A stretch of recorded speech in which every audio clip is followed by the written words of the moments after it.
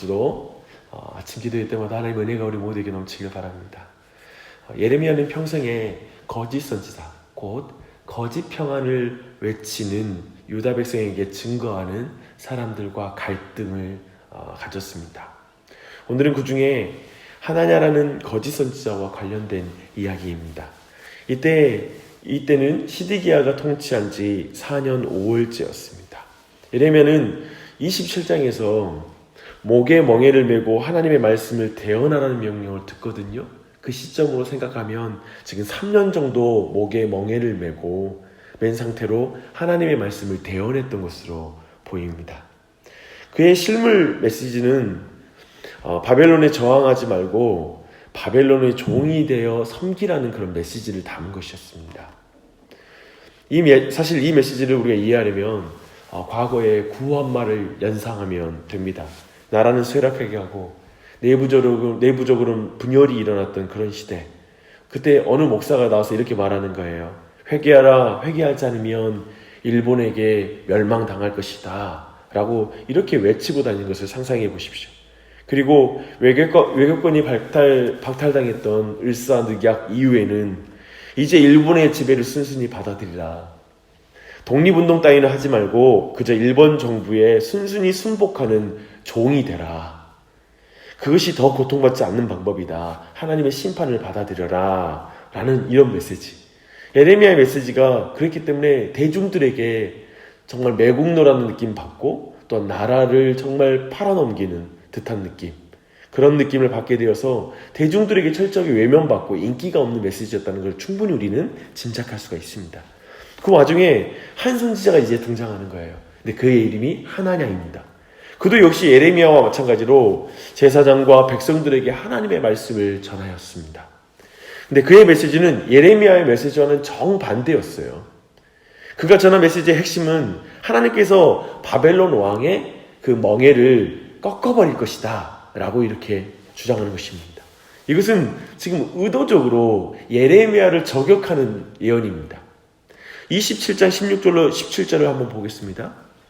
이건 예레미야의 말입니다. 내가 또 제사장들과 그 모든 백성에게 전하여 이르되 여호와께서 이와 같이 말씀하시기를, 보라, 여호와의 성전이 기구를 이제 바벨론에서 속히 돌려오리라고 너희에게 예언하는 선지자들의 말을 듣지 말라. 이는 그들이 거짓을 예언함이라 하셨나니 너희는 그것에 그들의 말을 듣지 말고 바벨론의 왕을 섬기라. 그리하면 살리라. 어찌하여 이 성을 황무지가 되게 하느냐 라고 말하죠.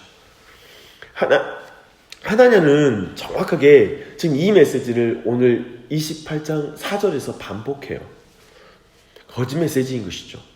다른 것은 그는 이전에 잡혀간 포로들과 함께 성전 기구들이 돌아오는 시기를 정확하게 구체적으로 못 박습니다. 2년이라고 못 박습니다. 아주 신통한 선지자입니다. 그리고 우리가 주목할 게 뭐냐면 그가 말을 마칠 때마다 여호와의 말이니라, 여호와의 말이니라고 아주 확신 있게 이게 여호와의 말이라고 주장한다는 것입니다. 대중의 입장에서 한번 생각해 보세요. 이 말을 듣는, 아마 듣기 좋은 말씀이고요. 그리고 명쾌하고 마음에 평안을 주는 메시지이고요. 기분 좋게 해주는 메시지예요. 그리고 거침없지 않아요? 시원시원합니다. 이런 말 하잖아요. 참 말 한번 시원하게 한다 라는 이런 시원함을 주는 메시지입니다. 거짓 예언은 예레미야보다 훨씬 더 능력 있고 자신 있는 예언처럼 보입니다. 훨씬 긍정적이고 밝은 미래를 말해주는 것 같습니다. 예레미야는 그의 말에 응답합니다. 결국에는 하나의 말대로 바벨론에 잡혀간 포로와 성전 기구들이 돌아오게 될 것이고 자신도 그것을 너무나 바란다 라고 말합니다. 하지만 심판이 먼저 있어야 된다라고 주장하는 거예요. 심판이 먼저 있어야 된다. 반복합니다. 회복과 구원을 원하지만 반드시 죄에 대한 심판이 있어야 회복과 구원이 있다라고 지금 예레미야는 말하는 것입니다. 그러자 하나냐는 예레미야 목에 있는 멍에를 딱 잡아와서 그걸 깨뜨리고 다시 말합니다. 두 해가 가기 전에 하나님께서 이렇게 바벨론의 왕의 멍에를 꺾어버릴 것이다 라고 또 주장합니다. 이 얼마나 백성을 위한 행위처럼 보입니까? 그렇죠? 지금 고통받는 백성들에게 너무나 그들을 위한 메시지 같습니다. 마치 예수님이 반드시 그 백성들, 정말 죄인들을 죄로부터 구원하기 위해서는 자신이 대속의 죽음과 부활을 당하여야 한다고 말씀했을 때 베드로가 안 된다고 앞에 막아서잖아요. 얼마나 그것은 예수님을 위한 것처럼 보여요. 얼마나 그것이 사람들에겐 좋아요. 그것처럼 지금 하나님의 행동은 백성을 위한 것처럼 보이죠. 그렇지만 하나님의 마음에 들어가 보지는 않았지만 그가 백성을 평안케 하고 소망의 메시지를 전해주는 게 지상 목적이었다면 이 또한 얼마나 좋은 의도냐라고 말할 사람들도 있을 것입니다. 지금 너무나 고통당한 자에게 이런 거짓 평안이라도 줬으면 좋겠다라고 말할 수 있겠죠. 하지만 하나님의 뜻을 막아선 베드로에게 예수님이 사탄아 내 뒤로 물러가라 말씀하신 것처럼 하나님의 뜻을 막아서 죄에 대한 심판을 거부하겠다는 참으로 완악한 말씀이 바로 이 하나냐의 말씀이라는 걸 우리는 기억해야 됩니다. 우리의 죄에 대한 심판 없이 구원을 말하는 건 큰 죄입니다. 이후 이 두 사람은 잠시 떨어지지만 이것은 오직 하나님께서 예레미야에게 말씀을 주시기 위한 시간이었습니다. 하나님께서 예레미야에게 주셔서 하나냐에게 전하게 하신 말씀은 하나냐가 꺾은 나무 멍에를 대신해서 그가 다시는 꺾을 수 없는 새 멍에를 매게 하겠다는 것입니다. 더하여 하나냐에게 전한 마지막 말씀은 하나님이 보내지 않았는데 하나님의 이름으로 거짓을 전하여 백성들로 믿게 한 책임을 물어서 그가 그 해에 죽게 될 것이라고 이렇게 말씀을 전합니다. 그리고 하나냐는 말씀대로 그해 7월에 죽었습니다. 정확하게 하나냐가 거짓 메시지를 전한 지 불과 2개월 만에 그는 하나님 앞에 심판을 당합니다. 주 안에 사랑하는 여러분, 당시 하나님이 말씀하셨다, 여호와께서 주신 말씀이셨다라고 주장하는 두 예언자의 말, 그리고 너무나 다른 두 예언자의 말씀 앞에 유다 백성들에게 가장 필요한 게 뭐였을까요? 아마도 오늘날에도 동일할 거예요. 우리에게 가장 필요한 게 무엇일까요? 분별력이 필요합니다. 우리는 예레미야와 하나냐의 예언 중에 누구의 예언이 더 백성에게 듣기 좋았을지는 충분히 짐작이 갑니다. 거의 모든 백성은 분별하지 못하고 아마도 본성상 하나냐의 예언을 굉장히 좋아했을 것입니다. 왜냐하면 거짓 선지자들이 현실을 완전히 부인하는 게 아니에요.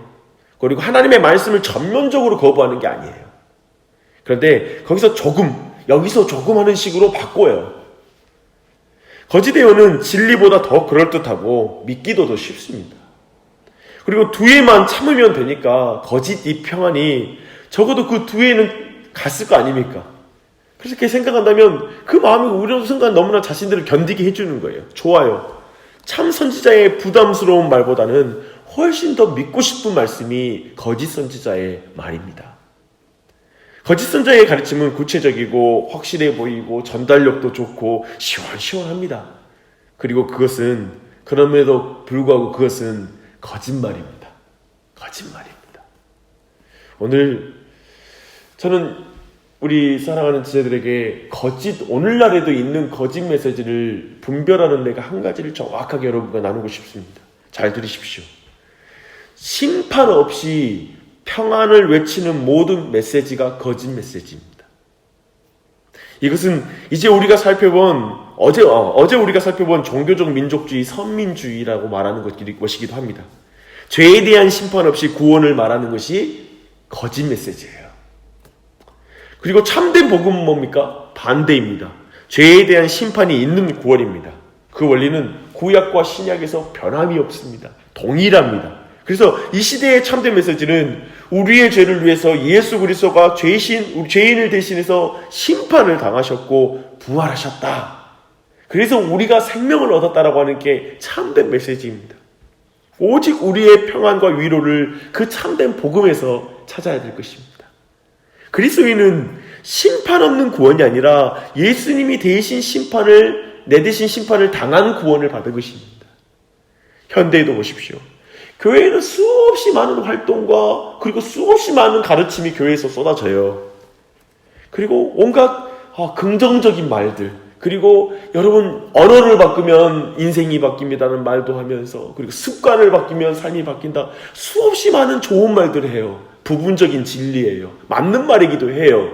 근데 제가 확실히 믿는 건 뭐냐면 그리스도 없는, 즉 예수 그리스도가 강조되지 않는, 그리고 복음이 강조되지 않는, 내 죄에 대한 심판 없이 그저 사람들이 언어 바꾸고 습관 바꾸고 자기가 노력해서 얻는 평안을 얻는 식으로, 그러면 인생이 막 뒤집어지는 식으로 설명하는 모든 가르침은 결국 거짓된 가르침으로 갈 것입니다.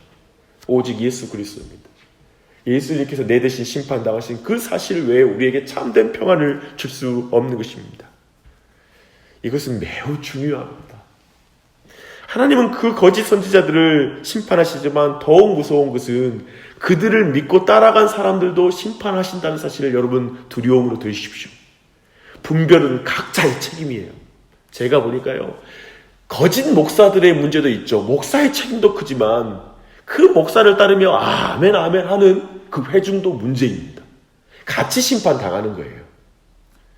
주님은 말씀하시기를 내가 내 양을 알고 양도 나를 안다고 말씀하고 있습니다. 우리가 하나님의 정하신 뜻을 거부하고 불순종하면 하나님께서는 도무지 우리의 힘으로는 어떻게 감당할 수 없는 지점까지 우리를 데리고 가실 것입니다. 새 멍에를 내게 하시는 것이죠. 나무 멍에를 우리가 꺾으면 새 멍에를 주세요. 하나님께서 정하시고 허락하는 것이라고 우리가 판단이 든다면 우리는 인내로서 환난을 견뎌야 할 것입니다. 거기는 분명히 하나님께서 우리에게 주시는, 허락하시는 값비싼 교훈이 있을 것입니다. 그리고 또한 위로가 있을 줄 믿습니다. 그래서 이 아침에 함께 기도할 때 이 기도 제목으로 같이 요약하여 기도하고 싶습니다. 하나님 아버지, 평생을 참된 목자의 음성만을 듣고 살게 해주십시오. 참 목자와 거짓 목자, 그리고 참 복음과 거짓 복음을 분별하는 믿음을 주시옵소서. 또한 하나님께서 우리의 인생 중에 허락하사 감당하게 하시는 모든 것을 피하기보다는 우리가 믿음과 오래 참음으로 감당하는 인생 되게 해 주시옵소서. 그런 은혜가 우리 자녀들에게, 온 교회 안에 지금 환난을 당한 자에게 그런 은혜를 베풀어 주십시오 라는 기도를 이 아침에 드리며 하나님께 영광 돌리는 이 아침이 되시기 바랍니다. 이 한 주도 강건하십시오. 기도하겠습니다. 하나님 아버지, 이 아침에도 우리를 이 예배당 가운데 인도해 주셔서 기도할 수 있도록 은혜 주시고, 또 예레미야 28장의 말씀을 통하여 우리에게 하나님의 음성 들려주시니 감사합니다. 하나님, 주님, 이 자리에 있는 우리 모두에게 평생에 참된 목자를 만나는 복을 주시고 참된 복음을 듣는 은혜 베풀어 주시옵소서. 말씀에 홍수가 있는 시대라고 말하고 인터넷을 켜고 핸드폰을 켜면 우리가 원하는 말씀을 언제든지 들을 수 있는 시대이지만 이 시대일수록 더욱더 참된 복음의 말씀을 분별하여 들음으로 주님께 영광 돌리게 해주시옵소서. 하나님, 정말 우리 죄에 대한 심판이 없는 평안은 거짓 복음인 줄 믿습니다. 우리가 늘 오직 예수 그리스도를 통하여 우리의 죄에 대한 심판이 이루어졌음을 믿음으로 말미암는 평안 가운데 거하게 해주시고 그 위로 가운데 나아갈 수 있도록 붙잡아 주시옵소서. 이 아침에도 이 자리에 나와 기도하는 사랑하는 우리 주님의 자녀들에게 은혜 베푸셔서 주의 그리스도로 말미암는 큰 평안과 위로가 넘치게 하여 주시옵소서. 특별히 환난 가운데 있다면, 어려운 고난 가운데 있다면 그 마음을 위로해 주시고 어루만져 주시고 격려해 주시고, 주님, 그 과정 가운데 정말 피하고 정말 그 과정을 어떻게든 내 인간적인 방법과 생각으로 내가 벗어나려고 하는 것이 아니라, 주님, 지금 그 모든 과정들, 그 깊은 터널들을 통과할 수 있는 믿음을 주시고 인내함을 주시고 용기를 주셔서 지금 우리에게 당한 모든 일을 넉넉히 감당할 수 있도록 도와주시옵소서. 성령님으로 충만하게 하여 주시옵소서. 주여, 그 놀라운 은혜가 우리의 자손들에게 넘치길 기도합니다. 또 그 놀라운 은혜가 우리 온 집안 안에 넘치길 기도합니다. 그리고 살아가는 교회에도 이 동일한 은혜 베풀어 주셔서 주님, 교회 모든 목회자들의 그 말씀 가운데 은혜 주셔서 바른 말씀 선포될 수 있도록, 늘 참된 복음이 선포되는 교회 될 수 있도록 은혜 베풀어 주시고, 성도들 또한도 분별력 있는 그리스도인이 될 수 있도록 은혜 베풀어 주시옵소서. 그래서 마지막 시대에 진리 안에 자유함을 누리는 큰 은혜가 온 교회 안에 넘쳐나기를 간절히 기도합니다. 이 한 주도 아침마다 기도할 때 큰 은혜 베풀어 주시고 또한 온종일 주의 은혜가 넘치게 하여 주시옵소서. 특별히 기도하기를 주님 교회 전임 사역자를 청빙하는 과정 속에 있고 오늘도 올라가서 주님 만납니다. 주님 하나님께서 은혜 베풀어 주셔서 이 교회에 알맞은 사역자를 예비하여 주시고 참된 복음을 전할 사역자를 불러 주시옵소서. 모든 것에 감사드리며 예수님의 이름 받들어 기도합니다. 아멘.